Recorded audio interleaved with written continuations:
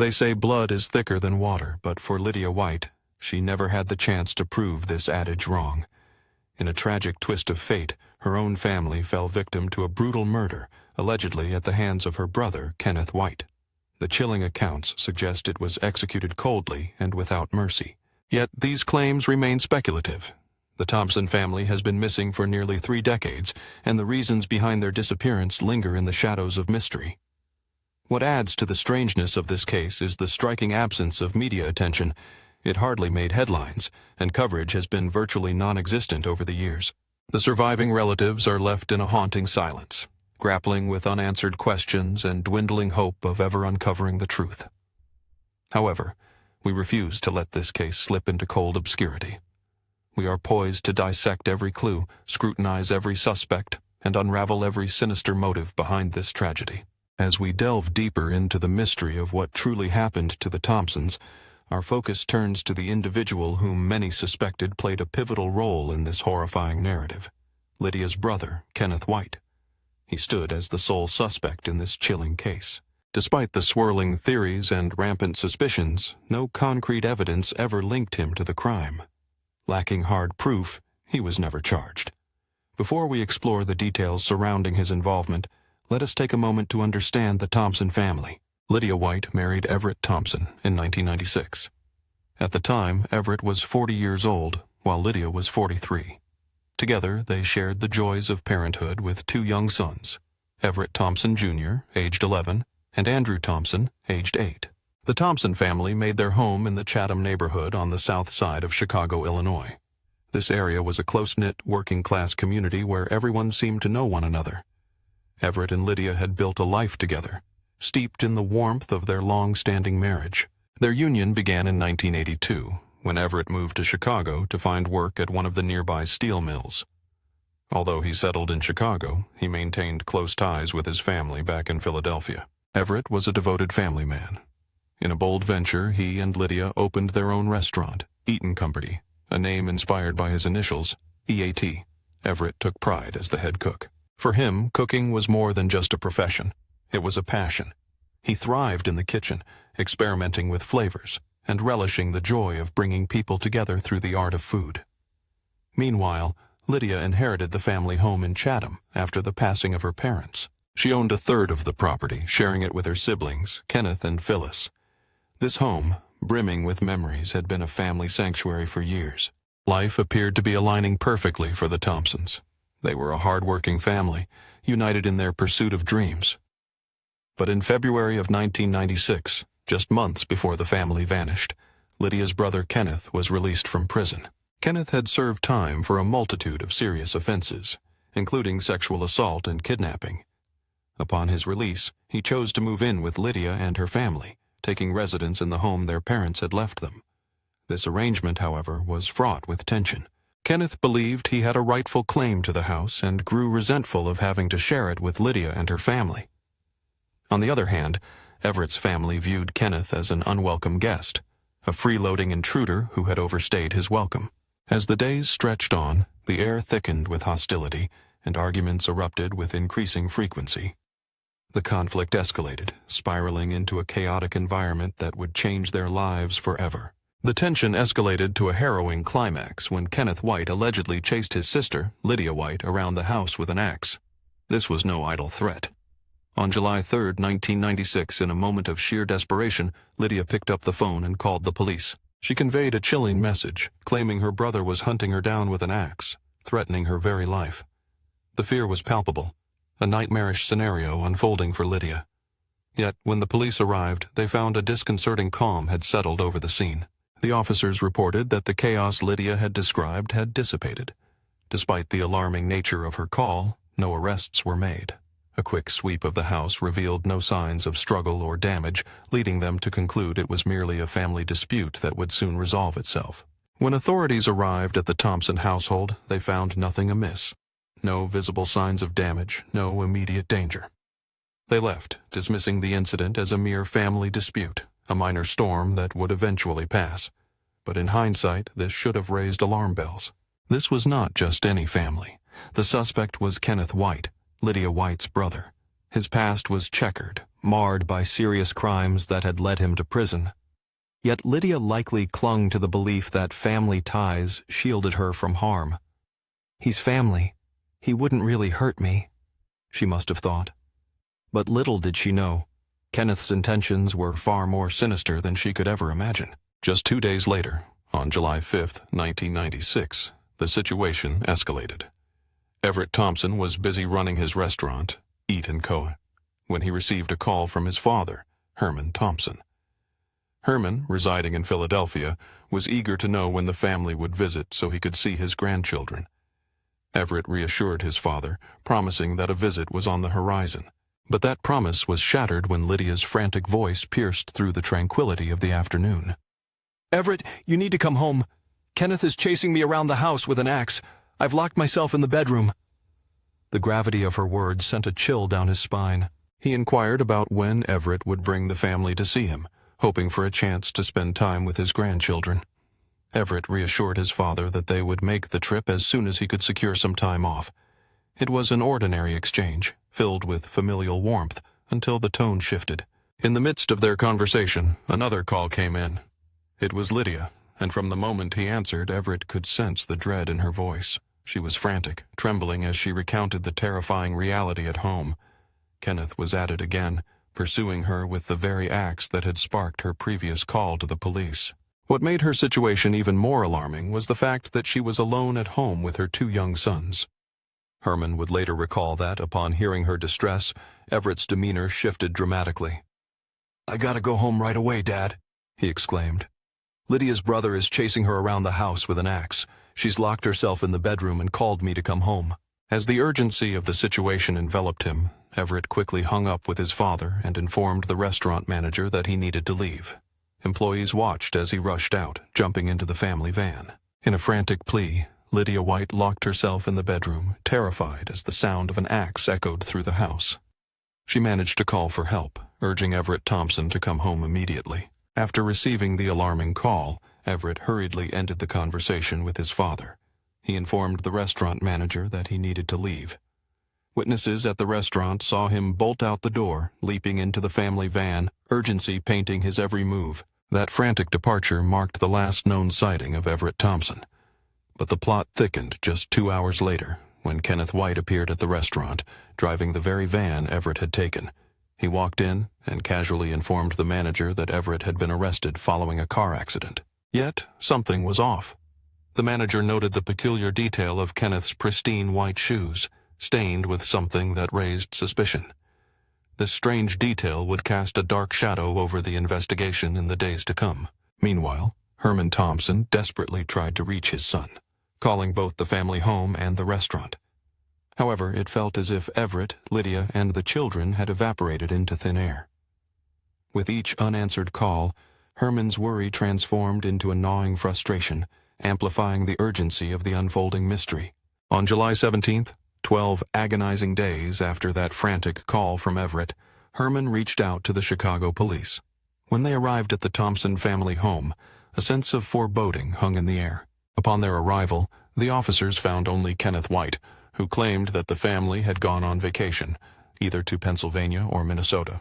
He mentioned that they had taken the family van, which was conspicuously absent. Initially, the police accepted Kenneth's account without much scrutiny. They left, assuming everything was in order. However, the facade of normalcy crumbled quickly. As days passed, Kenneth's story began to falter, shifting like sand beneath their feet. He first told acquaintances that the family had driven to Philadelphia. Then, in a bewildering turn, he claimed they had taken a bus to Minnesota. Later still, he suggested they had flown all the way to Hawaii. With each new version of events, the inconsistencies piled up, igniting suspicions that something sinister lurked beneath the surface. What truly raised eyebrows was the police's failure to connect the dots. Just days prior, Lydia had voiced her panic to the authorities, reporting that Kenneth had chased her around the house with an axe. Now, with the family missing and Kenneth's shifting narrative, it was a glaring red flag that seemed to go unnoticed. This lack of suspicion surrounding Kenneth was nothing short of baffling. The situation turned even more bizarre when Kenneth was pulled over while driving the very family van he had previously claimed was with the rest of the family on vacation. This blatant contradiction to his earlier statements should have raised alarms, yet the police remained oblivious. While the police overlooked these red flags, Herman and Erling Thompson, Everett's parents, were consumed by worry. They sensed that something terrible had transpired. Attempts to contact their son proved futile, forcing them to take matters into their own hands. In late July of 1996, they resolved to drive to Chicago to search for Everett and his family themselves. Their first destination was Eaton Company, the restaurant where Everett had worked. There they spoke with employees and learned that Everett had not returned after Lydia's frantic phone call. The manager revealed Kenneth had shown up at the restaurant in the family van, his shoes stained with blood. In that moment, alarm bells rang loudly in Herman and Erling's minds. Despite their efforts, Herman and Erling Thompson could not shake the feeling that something terrible had transpired. Unable to contact their son, they made the decision to drive to Chicago to search for Everett and his family themselves. Their first destination was the restaurant, Eat & Co. The employees recounted that Everett had never returned after receiving Lydia's desperate call. They also told Herman and Erling about Kenneth's unexpected visit and the blood on his shoes. In that moment, alarm bells began to ring. The fear that had once been a subtle undercurrent now surged to the surface, transforming their worry into a desperate urgency. They immediately contacted the police, pleading for an investigation into Kenneth's unsettling behavior. This marked a pivotal moment in the investigation, as police began to dig deeper. Their efforts uncovered a startling truth. There was no record of an automobile accident or any arrest involving Everett Thompson, contrary to what Kenneth White had previously claimed. As the inquiry progressed, detectives made another alarming discovery. Kenneth had sold the family van to a scrapyard, where it was immediately crushed. This act obliterated any potential evidence that the vehicle might have held, lost forever beneath the weight of the machinery. But the shocking revelations didn't end there. Kenneth's deception ran deeper. He had forged his sister Lydia White's signature to sell the family home, the very property they had all inherited. By the time police learned of this illegal transaction, the new owners had moved in and completely gutted the interior of the house. Any evidence of foul play that might have lingered within those walls was now beyond reach. Yet the investigation took a bizarre turn when inspectors' notes from before the sale revealed something unsettling. The notes indicated that the kitchen floor had been entirely ripped out. Even more disturbingly, both the bathtub and toilet had been painted red. However, when police had visited the house earlier, on July 3rd, right after Lydia's frantic call about Kenneth chasing her with an axe, the officers reported that the kitchen floor was intact. There were no signs of the red bathroom fixtures either. This meant that all alterations, including the ripped flooring and the red bathroom, had been made after July 3rd, and likely after the Thompsons had vanished. With this disturbing new evidence establishing Kenneth as the prime suspect in the mysterious disappearance of the Thompsons, the strange behavior continued to mount. Selling the family van was only the tip of the iceberg. Fast forward to July 14th, 1997, exactly 1 year after the Thompsons vanished without a trace. Finally, the police and FBI resolved to take action. They searched the trailer where Kenneth had been residing in Gary, Indiana, a location about an hour and 15 minutes from Chicago. The search was thorough and intense. Cadaver dogs were brought in, trained to detect any link between Kenneth and the crime. What they unearthed was chilling. Men's gym shorts and a boy's sock, both stained with blood. This horrifying discovery sent shivers down the spine of investigators. Shockingly, however, no arrest was made at that time. To this day, there remains no explanation regarding whose blood was found on those items or what connection they had to the case. It wasn't until later, in November of 1997, that Kenneth was finally taken into custody. But it was not for the disappearance of the Thompsons. Instead, the charges he faced had nothing to do with the family at all. Kenneth was arrested for violating his probation, specifically for failing to register as a sex offender. Then, just a month later, in December of 1997, the FBI gathered additional evidence, leading to Kenneth's arrest once again. This time, it was for forging Lydia White's signature on a check for $3,272. While this was indeed a serious crime, it still failed to address the most pressing question: where were the Thompsons? While Kenneth languished at the Federal Metropolitan Correctional Center in downtown Chicago, the unthinkable occurred. He tragically took his own life. No note was left behind, and the cause of death was ruled as self-inflicted. Where were the Thompsons? While Kenneth was being held at the Federal Metropolitan Correctional Center in downtown Chicago, he tragically took his own life. No note was left behind. The cause of death was ruled self-inflicted. The lieutenant later spoke about the case, expressing, "We believe he had a lot to do with their disappearance.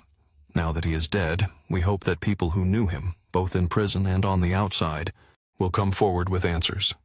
He continued, "If there was foul play, and we think there was, it happened on July 4th, 5th, or 6th, 1996. No one saw the Thompson family after that time. Witnesses reported seeing Kenneth driving the Thompson van shortly after that weekend. The enormity of an entire family of 4 missing under such dreadful circumstances demanded ongoing police presence and review, despite the lieutenant's statement. However, it seemed that progress had stalled since Kenneth's death. No significant updates had emerged from the Chicago Police Department or the FBI, and it appeared that further searches for the bodies of the Thompson family had not been conducted. What was particularly concerning was that none of the Thompsons' Social Security numbers had been utilized since their disappearance. Moreover, the credit and bank cards belonging to Everett Thompson and Lydia White remained untouched, save for Kenneth's desperate attempts to forge checks in Lydia's name. The entire scenario surrounding the vanishing of the Thompson family was utterly bewildering. The lack of information released was shocking, especially considering the case's initial gravity when the family first went missing. One would expect an intense media frenzy, national spotlight, and a flurry of investigative efforts, yet that was not the reality. The case slipped into obscurity, only to be revisited after Kenneth's tragic demise. Upon reflection, there had been no significant search or widespread initiative to locate them. No team of investigators meticulously combing the area, just an unsettling silence. If that weren't peculiar enough, an unnamed police officer later disclosed that following the family's disappearance and Kenneth's self-inflicted harm, it appeared that the Thompsons, except for Everett, might have utilized an underground structure to escape Kenneth's grasp. According to this alarming revelation, the family fled in fear of Kenneth, who had reportedly threatened them with an axe. The theory suggested they sought refuge underground to evade further danger. This theory added a chilling layer to the already complex mystery. Neighbors noted seeing Everett return to the house multiple times over the 12 days following the family's disappearance. He arrived at odd hours, and his demeanor was described as increasingly strange. One elderly neighbor, a woman named Marie, even recounted a conversation with him one night where he claimed to be searching for his family in the bunker beneath the house. Marie, interpreting his odd behavior as a manifestation of grief, dismissed the comment at the time. It wasn't until late in 1997 that she chose to speak out, sharing her account with a journalist and at least 2 police officers. Other neighbors also observed Everett, removing items from the house at peculiar hours, further deepening the enigma. Yet, no solid evidence emerged to substantiate these claims, and no one else could corroborate the story. The unsettling aspect was that the underground structure, allegedly used by the family to hide, had not been thoroughly mapped or searched. As it stood, this area remained an undiscovered facet of the case. Moreover, a sinister theory emerged suggesting that Kenneth had murdered the entire family. He had nearly 2 weeks to dispose of their bodies, leading some to speculate he may have done so in a grotesque manner.